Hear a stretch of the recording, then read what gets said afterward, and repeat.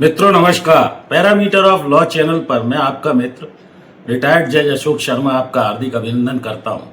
आज मैं ड्राफ्टिंग के संबंध में लीगल ड्राफ्टिंग कैसे होती है और कौन कौन से ऐसे प्रिंसिपल हैं जिनको आपको ध्यान में रखना चाहिए। लीगल फ्रेटर्निटीज जुड़े हुए जितने लोग हैं, चाहे वो वकील हों, लॉ प्रोफेशन के अंदर पढ़ने वाले स्टूडेंट्स हों या जो भी कानून का काम करते हैं, कोई भी कमज़ोर तथ्य जो है वो कमज़ोर मुकदमा बनाता है। आपकी ड्राफ्टिंग अच्छी होनी चाहिए, इसके लिए अभ्यास की ज़रूरत होती है। लीगल ड्राफ्टिंग की मोगे वगैरह की किताब आती है और स्ट्रक्चरल आप थिंकिंग कीजिए।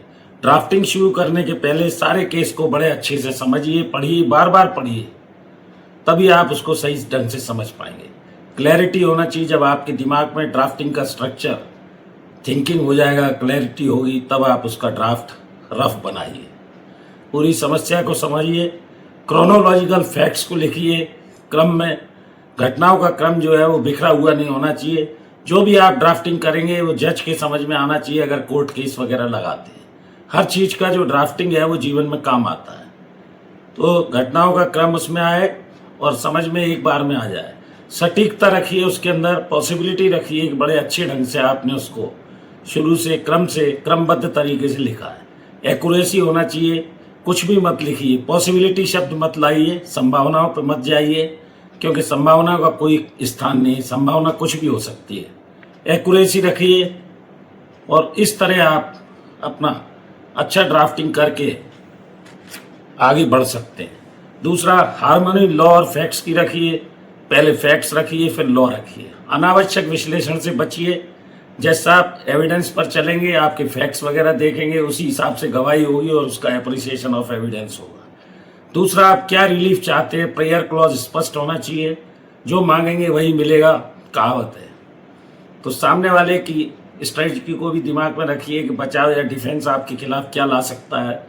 और नज़ीरों का जो भी आप प्रेसिडेंट हैं, जुडिशियल प्रेसिडेंट है, सही ढंग से उपयोग कीजिए। जो आपके प्रकरण में लागू होती हो अथॉरिटी, उसकी एप्लीकेबिलिटी को बताइए। हाई कोर्ट, सुप्रीम कोर्ट के साइटेशंस रखिए।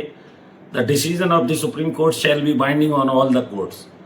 लॉ ट्रांसफॉर्मेशन के हिसाब से, सामाजिक परिस्थितियों के हिसाब से समय समय पर बदलता है। जिस भी केस के फैक्ट्स आपसे आपकी केस से मिलते जुलते हों उनको रखिए, साइटेशंस के रूप में दीजिए, आर्गुमेंट के समय पेश करिए और इस तरह एक सफल लीगल ड्राफ्टिंग करके आप अपने मामले को जीत सकते हैं, उसमें विजयी हो सकते हैं, ऐसा मेरा मानना है। मैं छोटे छोटे वीडियोस के माध्यम से लॉ स्टूडेंट से संबंधित कुछ खास वीडियोस बनाता आ रहा हूं।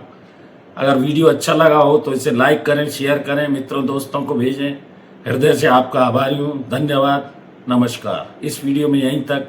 एक और अनुरोध, मेरी धर्मपत्नी श्रीमती अर्चना शर्मा का भी यूट्यूब पर चैनल अर्चना आरटी आपके नाम से है, कृपया उसे भी सब्सक्राइब करें। इसके वीडियोस देखिए, लाइक कीजिए, शेयर कीजिए। Thank you for watching this video. अगले नए विषय के साथ फिर आपके समक्ष हाजिर होता हूँ। नमस्कार।